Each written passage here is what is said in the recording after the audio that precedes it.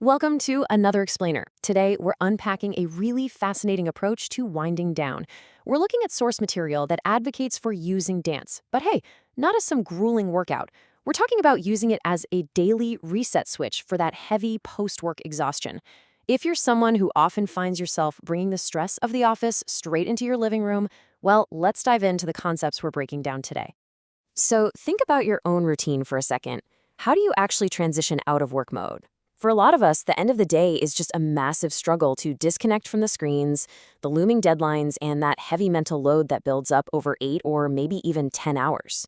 Usually, we just kind of collapse on the couch. But you know what? That doesn't actually relieve the stress, it just hits the pause button on it. And this is exactly the jarring shift we need to make. We want to move away from work mode, which is stiff, it's draining, and you're totally trapped in your head, and consciously shift into dance mode.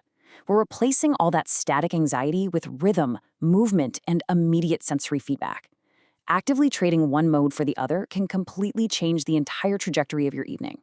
Section 1. The post-work stress trap and the science of the solution.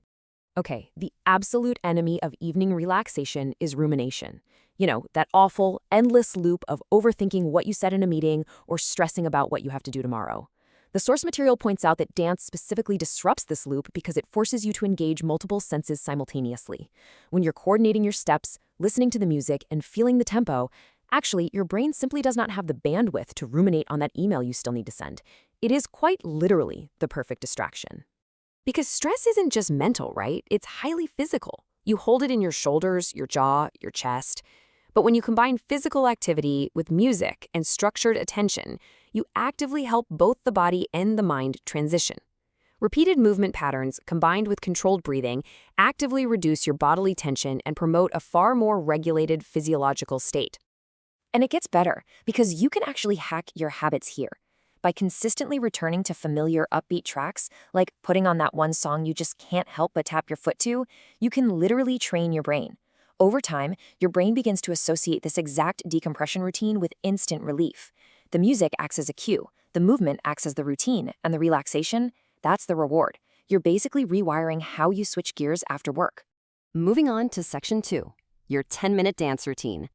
Now, you might be thinking, this sounds like a lot of effort, but a highly practical and effective session only needs to be 10 to 20 minutes long. That is it. It's designed to be this perfect, bite-sized bridge between walking through your front door and officially winding down for the night. You absolutely don't need an hour, you just need a few minutes of intentional movement. To make this a sustainable habit, you've got to keep the friction extremely low. Keep comfortable shoes right nearby, choose a go-to playlist ahead of time so you don't suffer from decision fatigue, and just set a simple timer.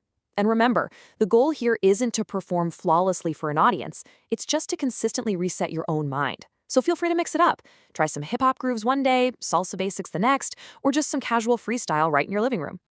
The recommended step-by-step sequence is super gentle and easy to follow. You begin with just a 2 to 3 minute warm-up to protect your joints. From there, move consistently with steady effort. Seriously, no need to go all out. Following that, take about 2 minutes to cool down with some light stretching. Finally, make sure to hydrate and maybe consider tracking your mood by noting how you felt before and after.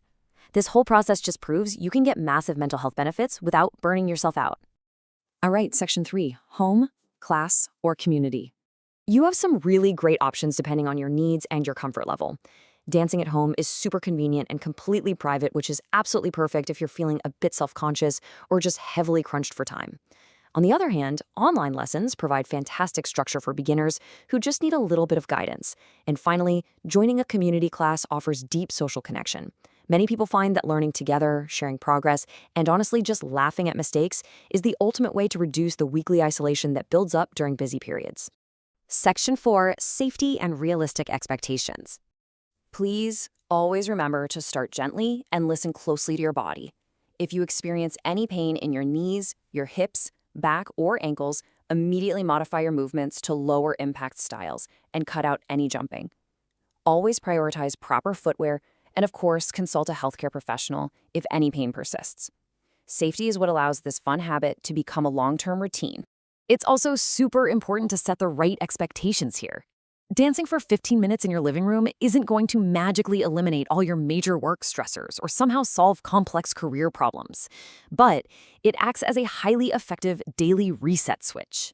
It reliably supports clearer thinking, a noticeably better mood, and a much smoother transition into your evening life. I absolutely love this insight directly from our source material because it perfectly captures the whole practice. Dancing is both movement and emotion at the same time. It beautifully highlights the dual nature of why this works so incredibly well. You are simultaneously processing the physical tension in your muscles and the emotional tension in your mind. It's basically a 2-for-1 stress relief powerhouse. So, as we wrap up this explainer, I want to leave you with a final thought. Will you give yourself permission to be imperfect tonight? Will you actually allow your body to physically learn the difference between workday tension and evening release? I highly encourage you to try it out. Clear a small space, put on some music you absolutely love, and just see what happens when you finally let go of the workday. Thanks for joining me to explore this topic, and hey, happy dancing.